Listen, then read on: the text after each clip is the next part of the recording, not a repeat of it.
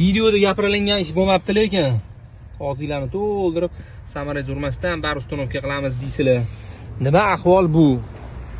Samarangiz urilgan-ku. Qani bir va'danglar. Qani unaqa nima ish bu deysizlar, men nima deyman deb hozir boshim mushab o'ylab turgan bo'lardim.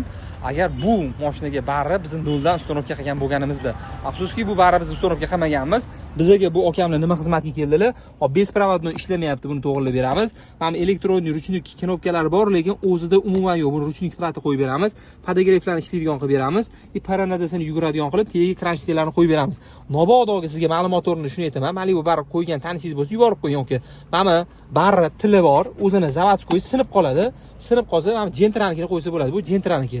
Gentraniki yoki 20 ming sinib turadi. 20 ming bilan ishimiz bitadi nobodoga. Vahma qilishga hojat yo'q.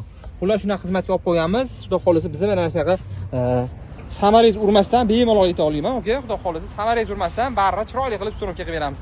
Premium xizmatda Malibu 2 bar qattiq uстановка qildirishni bilmayotgan bo'lsangiz, bilib oldingiz, okay? Xudo xolisa kelaverasiz.